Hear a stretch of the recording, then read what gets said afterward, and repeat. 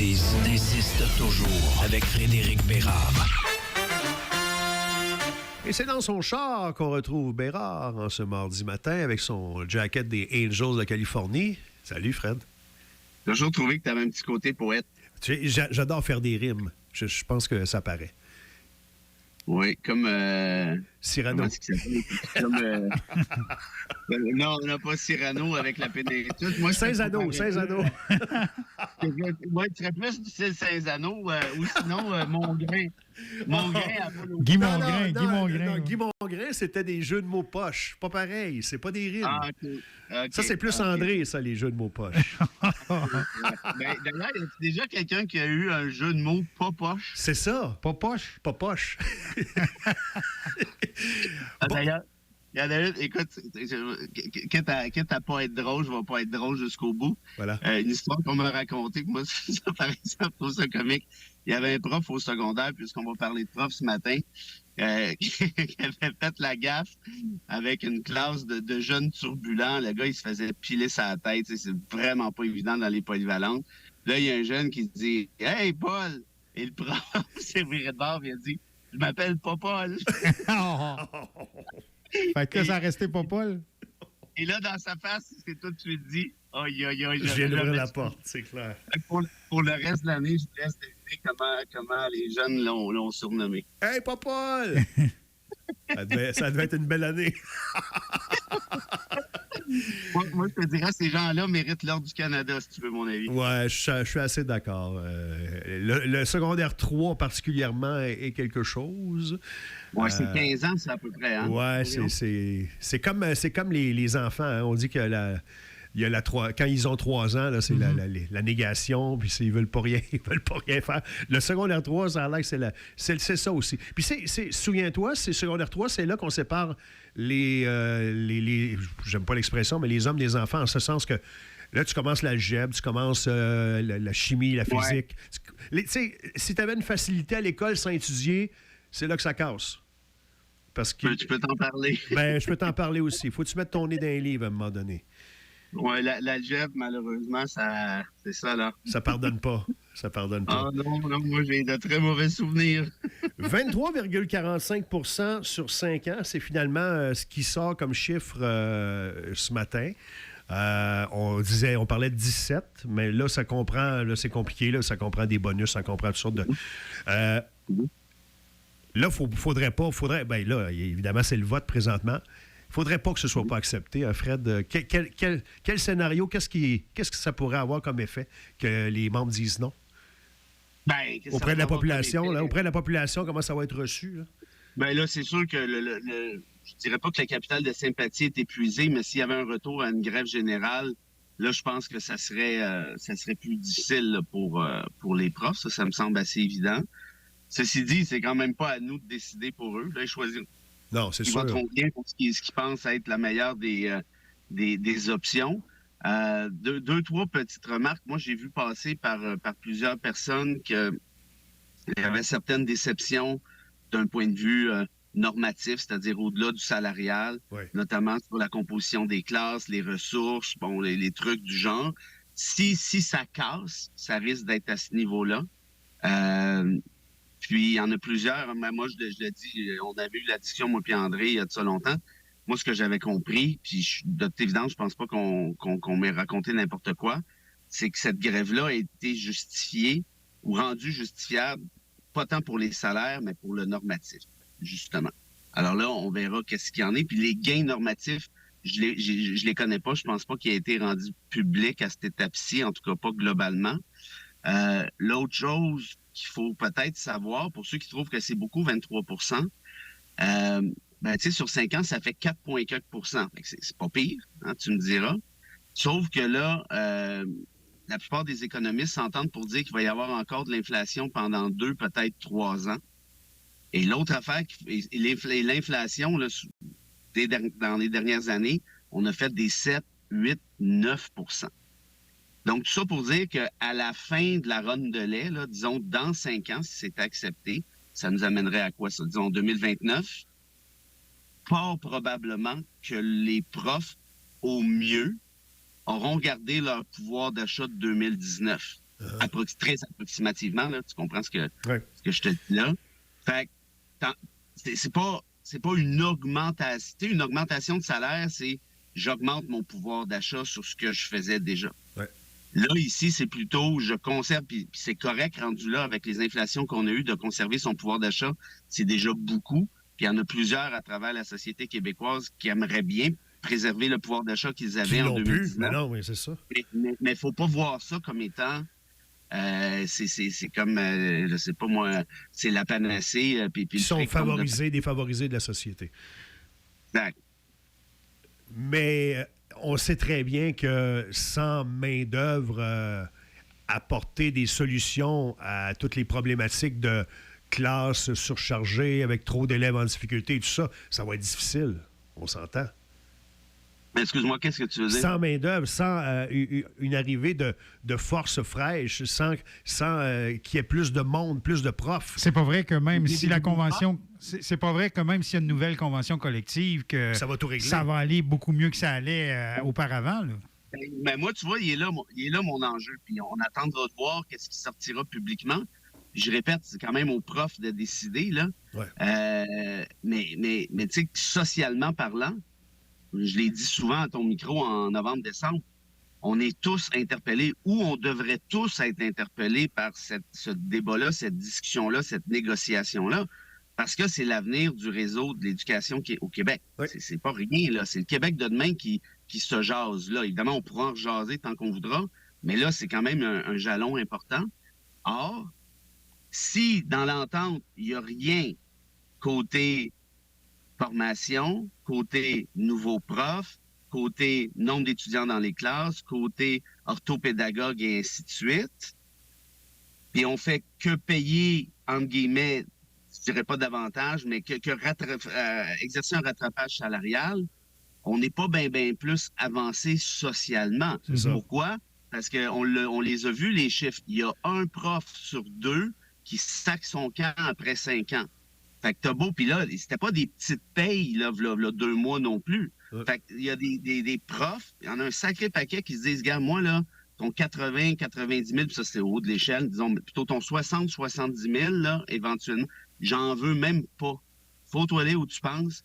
J'aime mieux faire d'autres choses dans la vie que t'as gagné moins, parce que c'est impraticable, cette job-là. Puis t'as beau former des nouveaux profs tant que tu veux, si les conditions, au final, c'est de la scrap, ben ton 1 sur 2 qui sac son camp, ça va pas changer grand-chose. Fait que tu vois, c'est un peu ça, là. Puis, tu sais, c'est parce que dans la pensée comptable de François Legault, là, tout s'achète. Si tu payes, le monde va... C'est pas faux à 100 %, mais c'est parce que ce que Legault comprend pas comme comptable du HEC, c'est qu'il y a d'autres choses dans la vie que le cash. Et la meilleure preuve de ça, c'est ce que je viens de dire, je pense. Quand tu as un prof sur 2 qui a étudié 4 ans à l'université, qui a mis tous les efforts possibles, décide qu'il ne fera pas ça dans la vie, malgré un salaire très intéressant, ben il me semble qu'il y a une lumière qui devrait allumer. C'est-à-dire, le problème, c'est pas le cash. Le problème, c'est quelle est la job en question. Ouais. Et juste pour t'entendre nous parler des Kings, je vais rajouter qu'il y a des limites à notre capacité de payer. Ouais, je viens de t'ouvrir la porte.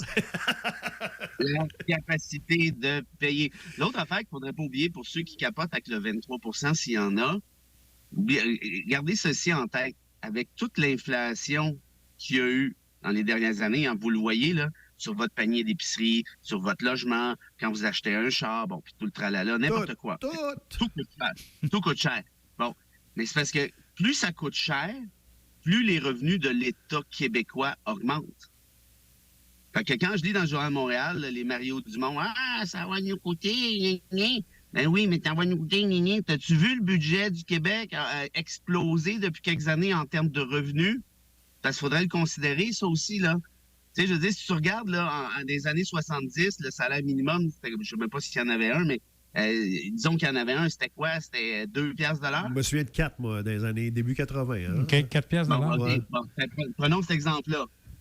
C'est salaire minimum 4 piastres de l'heure dans les années 80. OK, good, parfait. Mais tu étais capable de faire un petit bout avec ça. Évidemment, tu n'étais pas riche, on s'entend bien, c'est le salaire étudiant.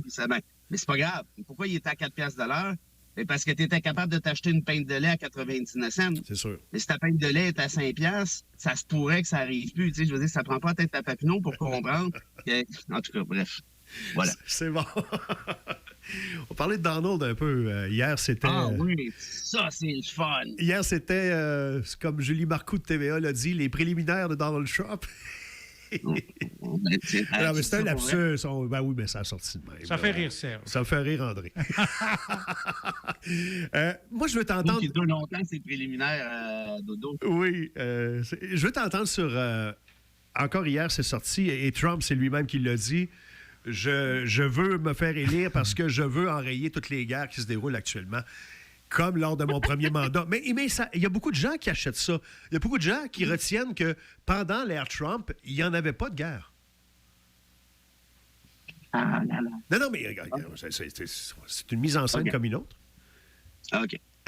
Une mise en scène comme une autre, oui. Il a dit aussi que il est le premier à avoir gagné 2 fois l'Iowa de suite. C'est pas vrai, c'est pas lui qui l'a gagné en 2016. OK, mais mon point, c'est qu'il y a beaucoup de gens qui achètent ça, par exemple, qui vont se servir de ça pour dire il n'y avait pas de guerre avec Trump, on veut élire quelqu'un qui va arrêter les guerres.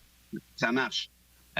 Tu sais qu'en Iowa, les républicains, pas juste les supporters de Trump, là, les républicains de l'Iowa, le sondage est sorti hier ou avant-hier, il y en a 68 %. Ça, c'est plus que le 2 tiers.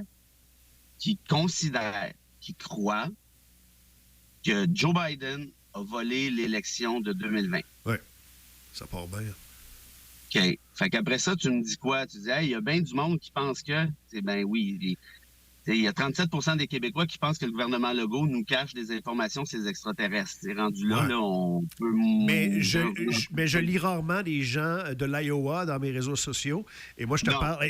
Et moi, je te parle de... C'est mieux de même. Et moi, je te parle de gens au Québec qui disent « Ouais, mais Trump, pendant la guerre, pendant son mandat, il n'a pas eu de guerre. » Puis... check les guerres qu'il y a avec Biden. Ben, c'est parce que le pire, c'est qu'il y a une partie de vrai là-dedans. Ben oui. C'est ça, j'ai bien obligé de le dire, là. Il y a une partie de vrai. Mais mettons, parce que Trump s'est vraiment concentré sur ses cossins. Parce qu'il ne sait pas trop c'est quoi l'extérieur de la planète anyway. Mais pensez à ceci, là. Pensez-y bien comme faut, là. C'est qui détient des preuves ultra méga compromettantes sur Trump? Donne-moi un leader international qui fait chanter Trump comme un petit serin depuis 2016. Poutine. Bang, bonne réponse. Un morceau de robot pour Sergio. J'ai-tu des billets pour ton show le 8 février?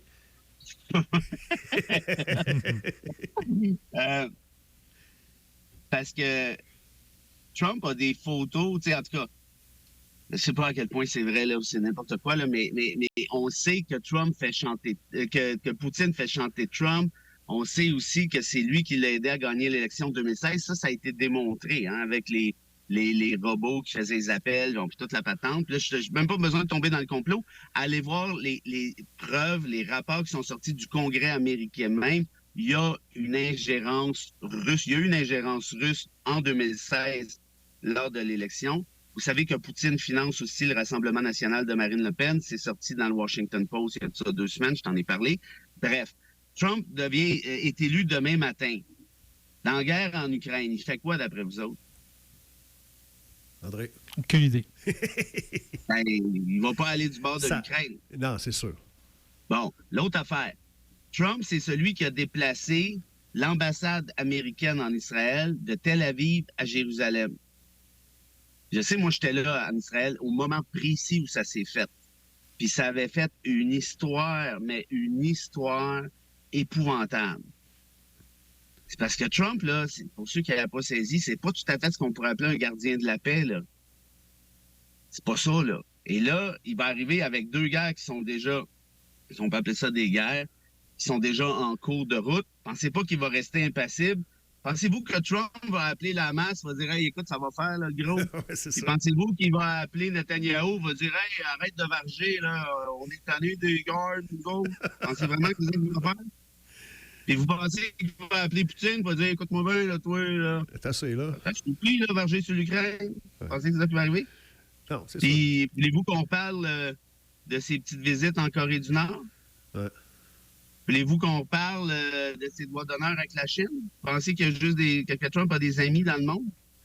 Moi, je vous garantis ceci, là, au grand contraire. Puis je mets ce que vous voulez sur la table. Si Trump est élu, c'est le petit truc qui manque pour le vrouf ultime. Mark my word. Marquez mon mot, comme on dit en anglais.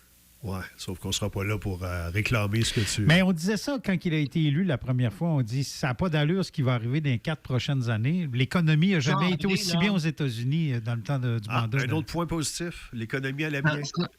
Ça, André, on va appeler ça un warm-up. Parce que quand il a annoncé, quand il a arrangé l'attaque contre le Capitole, ouais. C'était semi tout croche. Et là, pour prouver ce que je te dis là, mon André, fais-moi plaisir, puis va voir le reportage d'ABC. Là, on est quoi? Là, on est mardi. Ouais. Le reportage d'ABC samedi ou dimanche. Écoutez ça, là, c'est sérieux, là. Il y a de la preuve qui a été coulée. ABC, là, tu sais, c'est pas Ticoun Bérard, là. La preuve qui a été coulée à l'effet que dans le plan de Trump, il va, à la première occasion utile, c'est-à-dire à son arrivée au pouvoir, détourner l'armée en sa faveur. Ça, c'est ABC qui vous dit ça. Il y a sûrement d'autres journalistes de médias écrits là-dedans, là, mais c'est ABC qui a annoncé la nouvelle. Fait que je vais répéter, là. Il y avait un président qui, dans son plan, il se dit, moi, je vais amener l'armée de mon bord. Qu'est-ce que tu veux faire avec l'armée de ton bord de plus? Ouais. Bon. Parce que là, ce qui est arrivé en 2016, je le répète, c'est un warm-up. Là, puis en plus de ABC, ça, j'en avais parlé à l'automne, il y a le Washington Post, encore une chance qui est là. Non, c'était le New York Times cette fois-là, chance qui est là, lui. Vous avez dit ceci. Ils ont sorti le plan en question, au-delà des questions militaires, qui dit, par exemple, qu'ils vont lancer une chasse à Joe Biden, qui vont l'accuser, ils vont patenter n'importe quoi, il va lui-même s'accorder le pardon, il va centraliser toutes les agences fédérales dans ses petites mains, puis regarde, allez voir, parce que là, comment je vous dirais ça? S'il y en a qui m'écoutent peut-être, il dit-tu n'importe quoi, Bérard, vous avez le droit de penser ça, mais si vous pensez ça, allez vérifier par vous-même, là, je vous donne les sources. New York Times en novembre, Washington Post en décembre, ABC en janvier. Vous allez voir ça, faites juste Trump avec ces médias-là, puis tout va sortir. Faites Trump dictatorship, la dictature de Trump. Faites Trump military, le militaire de Trump. Ça va sortir du premier coup sur Google, ça va prendre 3 minutes à trouver. Des heures et des heures de plaisir. Oui, absolument. Et le warm-up, André, c'est comme quand Jonathan Drouin slappe ses bandes avant la game. Oh, oui, puis là, il vise le net, puis il compte à chaque fois dans la pratique, mais dans le match, il compte pas. Il est de mauvaise foi, ça n'a pas de bon sens. Il a bien joué hier. Il n'a pas compté hier. On l'a applaudi. On l'a applaudi. Fred, question pour la plèbe, pour aller voir ton show le 8 février? Oui, mais là, pas la plèbe, on appelle ça des valeureux auditeurs. Oui, tout à fait. Mais je te donne le choix entre Israël, Haïti et le Chili. Les trois vont être discutés pendant le petit pestac. Alors, dis-moi de quel pays tu veux que je pose une question. André, choisis. Vas-y avec Israël. Et je veux juste, avant que tu te lances, dire que je prends les réponses par texto ce matin. Le 825-255-9909. 825-255-9909. Leur as-tu donné le bon numéro? Tu as fait comme hier? Non, c'est correct. Ils n'ont pas appelé à ma banque. En tout cas, moi, ton dentiste m'a appelé. Il a donné mon numéro. Il y a eu 48 appels en ligne. OK, alors, où est située l'ambassade des États-Unis en Israël? S'il y en a qui ont écouté, ça va être facile. Quand tu dis où, c'est dans quelle ville? Dans quelle ville? Oui. OK. L'ambassade d'Israël, l'ambassade des États-Unis en Israël, oui, il faut que ce soit dans une ville, je sais pas. C'est bon. Si tu me réponds Israël, tu sais, c'est comme le cheval blanc de Napoléon, il est à quelle couleur? Là, je t'aurais pas répondu Israël, mais je voulais qu'on précise quand même. Merci, M. Bérard. Ce fut fort intéressant, comme toujours. La réponse, c'est blanc, hein, pour le cheval blanc de Napoléon. Ouais, merci. Je pensais qu'il donnait la réponse sur le concours. 825-255-9909. À demain! Salut!